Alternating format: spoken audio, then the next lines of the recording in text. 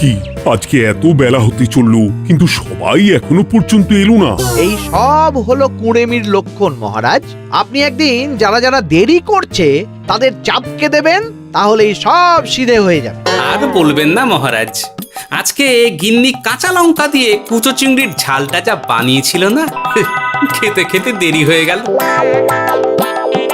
গোলগাপ্পি দেওয়ার আর জায়গা পাও না না? বিশ্বাস করুন, সত্যি খুব ভালো রান্না করেছিল গিন্নি, তাই আবার আরেক হাঁড়ি ভাত চড়াতে বললাম। আর সেটা খেয়ে আসতেই তো দেরি হয়ে গেল। আরো এক হাঁড়ি? মহারাজ কিছু মনে করবেন না, এই পাঠশালা বন্ধ করে সব গুছিয়ে তারপরে এলাম। সুপ্রভাত মহারাজ। সুপ্রভাত মহারাজ। প্রভাত আজকে আর শুনেই, তোমরা সবাই এত কুঁড়ে হয়ে গেছো যে কি বলবো।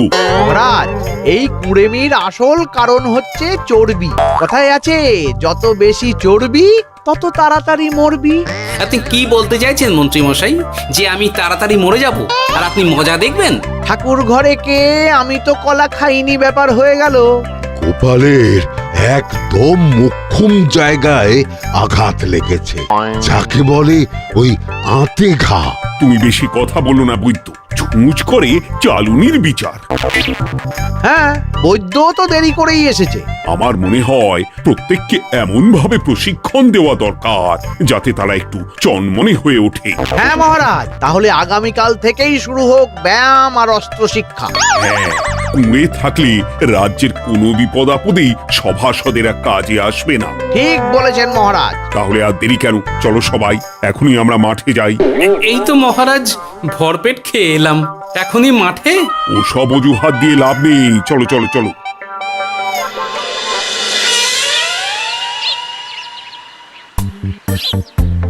এবার সবাই সারিবদ্ধভাবে দাঁড়িয়ে পড়ো। কি গোপাল কোথায়? মহারাজ, গোপাল আপনার পিছনে দাঁড়িয়ে আছে, চুপি চুপি। এই এই এই গোপাল, যাও যাও মাঠের মাঝখানে গিয়ে দাঁড়াও। এই চাঁদি ফাটা রোদে কেন মহারাজ সুস্থ শরীরকে ব্যস্ত করছেন? এসব বাজে কথা শুনতে চাই না। শুয়ে বসে থেকে শরীরের কি অবস্থা করেছো? শরীরের নাম মহাশয়, যা সবে তাই সয়। তুমি যাবে না, তোমাকে এক্ষুনি বরখাস্ত করব। কি জ্বালা! যেখানে আমার সব কাজ বুদ্ধি দিয়েই হয়ে যায়, সেখানে গায়ের জোরের কি দরকার? হ্যাঁ, এই গোপাল, আমি 1 থেকে 3 অব্দি গুনবো, তারপরে সবাই এই মাঠের ধার বরাবর 5 বার পাক দিয়ে দৌড়বে। ঠিক আছে মহারাজ, আমি প্রস্তুত। আমি রোগাপটকা আছি, কোনো সমস্যাই হবে না। হয়ে গেল। সবাই প্রস্তুত? 1 2 3। কি হলো গোপাল, দৌড়াও দৌড়াও। মহারাজ, এর থেকে বেশি জোরে পারবো না। আই, কে আছো? একটা কঞ্চি দাও। এই সেরেছে। বেশ হয়েছে, বেশ হয়েছে। ব্যাটার এবার চর্বি কমবে। কি হলো গোপাল? হ্যাঁ, হয়ে গেল? হ্যাঁ?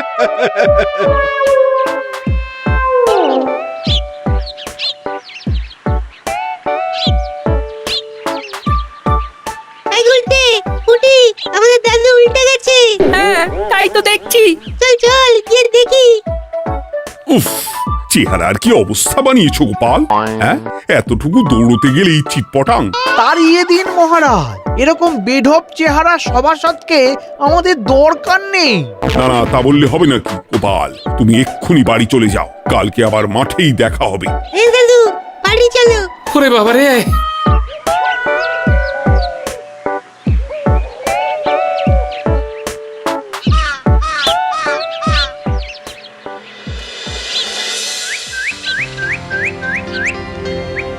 আরে ধুর ছাতার মাথা, তখন থেকে জল খেয়েই চলেছ। কি হয়েছে সেটা বলবে তো? শরীর চর্চা হয়েছে, শক্তি খরচা হয়েছে, আর পারছি না। উফ, বাপরে বাপ, কি পায়ে ব্যথা! এই জন্যেই আমি বলি বাপু, একটু বপুটাও নড়াও, কিন্তু কার কথা কে শোনে? ওরে বাবা, অকারণে সুস্থ শরীর ব্যস্ত করবো কেন বলো তো? বেশি নড়াচড়া করলেই আয়ু কমে যায়। তোমার এই বাজে কথা কোন শাস্ত্রে লেখা আছে শুনি? শাস্ত্রে কেন যাব, বাস্তবে জলজান্ত উদাহরণ আছে। আমি মানতে পারছি না। হুম, মানতে পারছি না বললে তো হবে না, তোমাকে মানতেই হবে। বেশ, প্রমাণ করো। আমি যদি তোমাকে প্রমাণ করে দিতে পারি, তাহলে আজ থেকে বাড়ির বাজার দোকান করার দায়িত্বটাও তোমাকেই নিতে হবে। দিদা, তুমি তো ফেঁসে যাবে, দাদুর সঙ্গে বাজি লড়বে না। এই বাদ দে তো, তোর দাদু আগে প্রমাণ করুক যে বেশি নড়াচড়া করলে বয়স কমে। হ্যাঁ তাহলে বাজি? হ্যাঁ, বাজি। আচ্ছা ঠিক আছে, বেশ। তুমি তুমি একটা পশুর নাম বলো তো, যারা খুব তাড়াতাড়ি দৌড়য়। ঘোড়া, হরিণ, চিতাবাঘ আরো আছে।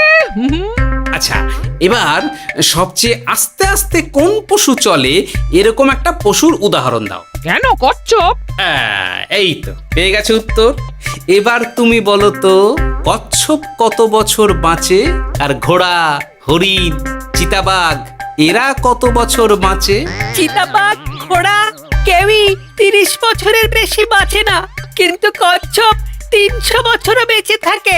হেরেছে, হেরেছে, আমার বউ হেরেছে। উফ, জীবনের কত বড় চাপ নেমে গেল। হ্যাঁ, এই তুমি আমাকে এভাবে হারালে। তখনই বললাম দাদুর সঙ্গে বাজি লড়তে যেও না। নাও, এবার খেলা সামলাও।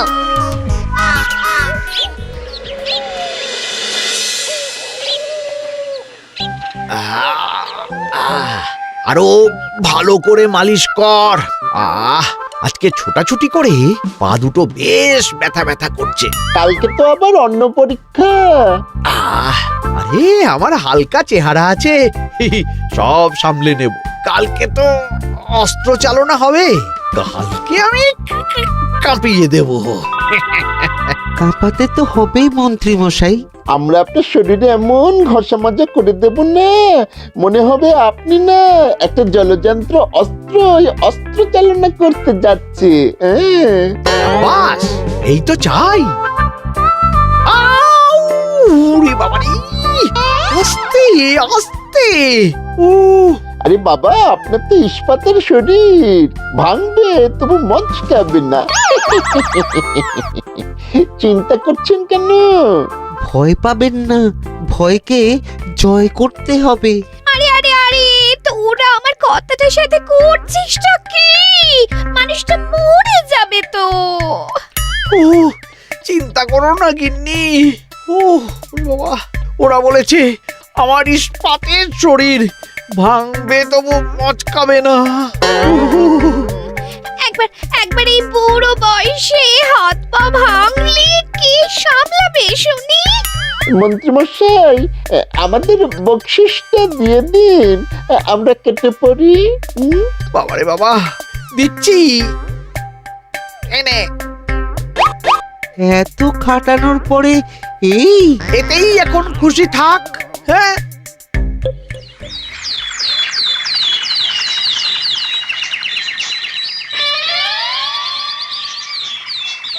এবার তোমাদের সকলকে অস্ত্র শিক্ষা দেওয়া হবে। উফ, রোজ রোজ কি জ্বালাতনে পড়েছি, বাপরে বাপ। বাবা মা কাউকে ডাকার দরকার নেই, ভালো না লাগলে রাজসভা চাকরি ছেড়ে চলে যাও। মহারাজ, এটা তো উচিত নয়। যে যেটাই পারদর্শী তাকে সেটাই করতে দিন না। একটা বাঁদরকে যদি আপনি বলেন শিকার করে মাংস খেয়ে দেখা, সে কি পারবে মহারাজ? মহারাজ, গোপাল একটু বেশি কথা বলছে, ওকে আপনি বের করে দিন। আমি তোমার কথায় গলবো না গোপাল, তোমাদের সবাইকে এখন অস্ত্র শিক্ষা শিখতেই হবে। কর্তার ইচ্ছায় কর্ম, এখন তো আমার আর কিছুই বলার নেই। তাহলে আর দেরি কেন, তোমরা সবাই একটা করে ঢাল আর একটা করে তলোয়ার তুলে নাও। সেনাপতি, বলুন মহারাজ। তুমি সকলকে অস্ত্র শিক্ষা দেবে, তলোয়ার চালানো শেখাবে।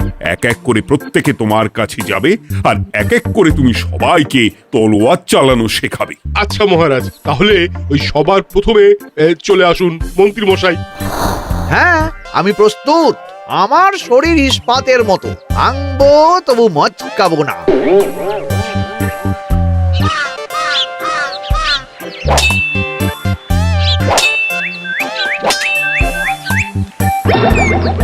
কি কেমন দিলাম? অত সহজ নয় সেনাপতি। আমি মন্ত্রী এমনি এমনি হইনি, আগে অস্ত্র শিক্ষা শিখে তবে মন্ত্রী হয়েছি। এটা কি হলো? হ্যাঁ, আপনি অস্ত্র শিক্ষায় পারদর্শী, কিন্তু আরো বিচক্ষণ হতে হবে। কারণ আজকে এই পাগড়ির জায়গায় আমি যদি তলোয়ার আপনার গলার দিকে চালাতাম, তাহলে কিন্তু আপনার এই ভবলীলা এখানেই সাঙ্গ হয়ে যেত। ঠিক আছে, মনে রাখবো। এবার বাকিদের তো ডাকো। হ্যাঁ, এরপরে তলোয়ার চালানো শিখতে আসবে গোপাল। গোপাল দাদু, গোপাল দাদু। বাবা বাবা বাবা, গোপাল তুমি আবার দলবল নিয়ে এসেছো। দেখি তোমার কত দম। গোপাল, তুমি প্রস্তুত হও। হ্যাঁ হ্যাঁ, আমি প্রস্তুত। ওরে বাবারে, এ তো ভয়ানক চাপের কাজ, আমাকে বেশ বেগ পেতে হচ্ছে। সামলাও গোপাল।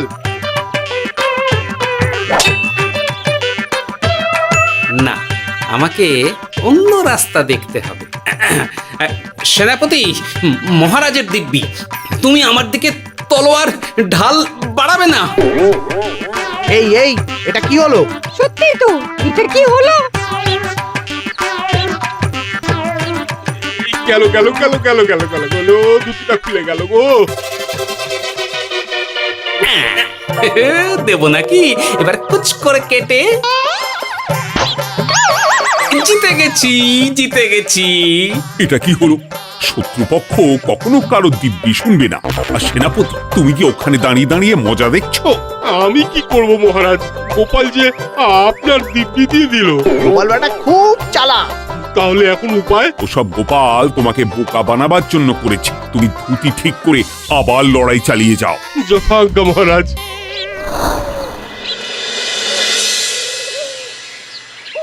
কিরে ন্যাপলা, তোদের দিদা আমার জন্য কি রান্না করে পাঠিয়েছে রে? এই তো ভাত, আলু সেদ্ধ, এই পুঁই শাকের ঝোল আর রুই মাছের ঝাল। আর তোদের যে তোষক, বিছানার চাদর আনতে বলেছিলাম, এনেছিস তো? ওই তো দাদু, পুটির গুলটে আর বাকিরা সবাই ধরাধরি করে নিয়ে আসছে। ব্যাস, তাহলে তো আর কোনো চিন্তা নেই। খেয়ে একটা জব্বর ঘুম দেব, কারণ এখানে যা রঙ্গ দেখছি তাতে বিকেল হয়ে যাবে। তলোয়ার শিক্ষা আজকের মতন এটুকুই থাক। এবার শুরু হবে বল্লম শিক্ষা। সবাই আবার আগের মতন সারিবদ্ধভাবে দাঁড়িয়ে পড়ো। আহ, তোদের দিদা ওই সবটা কিন্তু বেশ জব্বর বানিয়েছে। তোদের দিদার হাতের রান্নার কোনো তুলনাই নেই। আহা, কি স্বাদ! কি গোপাল আবার কোথায় গেল?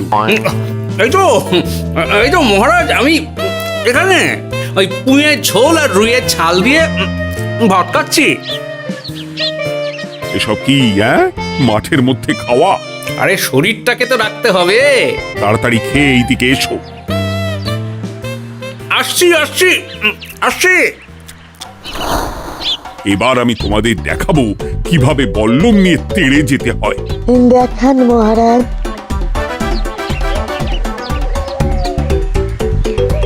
এ তো খুবই সোজা মহারাজ। ঠিক আছে, তাহলে বল্লম নিয়ে তেড়ে যাও দেখি। দিন, আপনার হাতের বল্লমটাই দিন।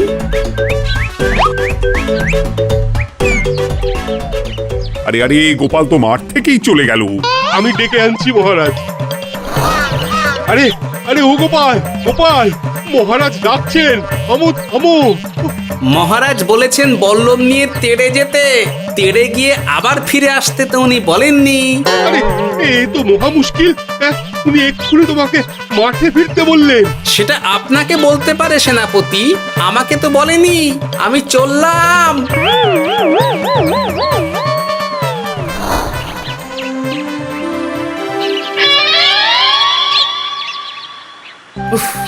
বাবারে বাবা, কি ঝক্কি! অনেক বুদ্ধি করে মাঠ থেকে খাটে চলে এসেছি। আমি আর উঠছি না। এ কি বলি, তোমাদের তো এখন অস্ত্র শিক্ষা নেওয়ার কথা। হ্যাঁ, তোমার বলা নেই, কোয়া নেই, অমনি বাড়ি চলে এলে। আরে বাবা, ওইসব অস্ত্র শিক্ষা মানেই সুস্থ শরীরকে ব্যস্ত করা, অসহ্য খাটনি, অযথা কষ্ট। কষ্ট করলে তবেই কেষ্ট পাওয়া যায়। হ্যাঁ, তোমায় আমি আগেও বুঝিয়েছি, যেখানে বুদ্ধি কথা বলে সেখানে দেহের শক্তি নীরব দর্শক গিন্নি। আরে বাবা, সে না হয় বুঝলাম, কিন্তু মহারাজ তো ভালোর জন্য সবাইকে অস্ত্র শিক্ষা দেওয়ার চেষ্টা করছে না? আরে বাবা, যার যা কাজ তাকে সেটা করালেই পারে। মহারাজ তো সেটা বুঝতেই চাইছেন না। আমি এখন ঘুমো।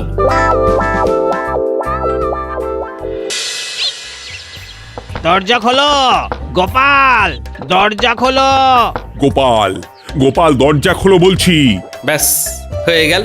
একটু শান্তিতে ঘুমাবো তার জো নেই। দরজা খোলো গোপাল। বলুন মহারাজ। তুমি কি পেয়েছোটা কি গোপাল? রাজসভায় দেরি করে আসবে, তারপর অস্ত্র শিক্ষার সময় ফাঁকিবাজি দেবে, এভাবে তো আর তোমাকে মনে হচ্ছে রাজসভায় রাখা যাবে না। মহারাজ, গোপাল তো মুখের কথার লোক নয়, ওকে তাড়িয়ে দিই। কেন মহারাজ?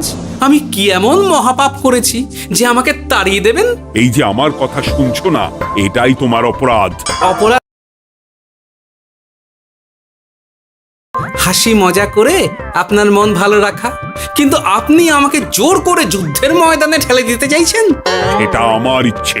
আমিও তো মহারাজ ইচ্ছে করলেই অনেক কিছু করতে পারি। চোখ বন্ধ করে লক্ষ্য ভেদ করতে পারি, শুধু বুদ্ধি দিয়ে। আরে বাহ, এত বড় কথা!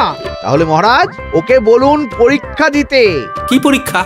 আমি একটা ঘরে বর্ম পরে দাঁড়িয়ে থাকবো। তোমার হাতে অস্ত্র দেব, আমার মাথায় একটা আপেল থাকতে হবে, আর তুমি কিভাবে আমার মাথা থেকে ওই আপেল ফেলতে পারো দেখবো। এ তো খুবই সোজা। কি গোপাল, তাহলে লড়বে নাকি বাজি? হ্যাঁ, লড়তে রাজি আছি। তাহলে আজ রাতেই হয়ে যাক পরীক্ষা। যদি এই পরীক্ষায় উতরে গেলে তো ভালো, নইলে তোমার চাকরিটা গেল। গোপাল, তুমি পারবে তো? সে দেখাই যাবে। আজ রাতে তাহলে রাজবাড়িতে দেখা হচ্ছে। যদি আমি এই পরীক্ষায় বিফল হই, তাহলে আমার চাকরি আপনি কেড়ে নেবেন, আর যদি সফল হই তাহলে মন্ত্রী মশাইকে শাস্তি দেবেন। আমি নিজে সারা কৃষ্ণনগরে নাক্ষত দেব।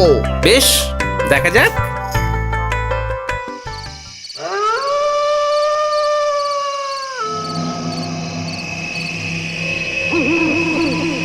কি মন্ত্রীমশাই, ব্যবস্থা সব ঠিকঠাক হয়েছে তো?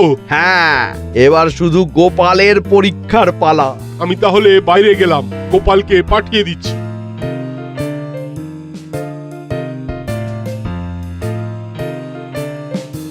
এবার যাও গোপাল, ঘরের ভিতরে যাও, দেখি তুমি কি করে মন্ত্রীর মাথা থেকে আপেল ফেলতে পারো। আপনি তো শুধু আমার চোখ ঢেকেছেন, আমার নাক, মুখ, কানও ঢেকে দিন, যাতে ঘ্রাণেন্দ্রিয়, শ্রবণেন্দ্রিয়েরও সাহায্য না নিতে পারি। বেশ, তাহলে তাই হোক। আই, কে আছো? গোপালের মুখ, নাক আর কান ঢাকো। যথাজ্ঞা মহারাজ। একটু একটু মোটা কাপড় দিয়ে নাক মুখ ঢাকো, হ্যাঁ, যাতে সেভাবে আপেলের গন্ধ না পাই। বেশ বেশ।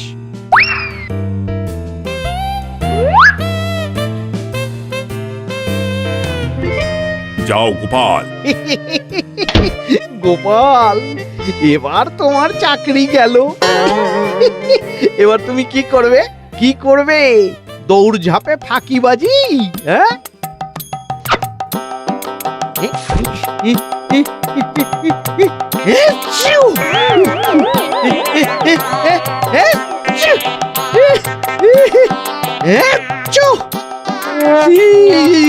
গেল গেল গেল গেল গেল, আপেল পড়ে গেল। আপেল পড়ে গেল? মহারাজ, এর মধ্যেই গোপাল আপেল ফেলে দিয়েছে। ঘরের ভেতরে চলো।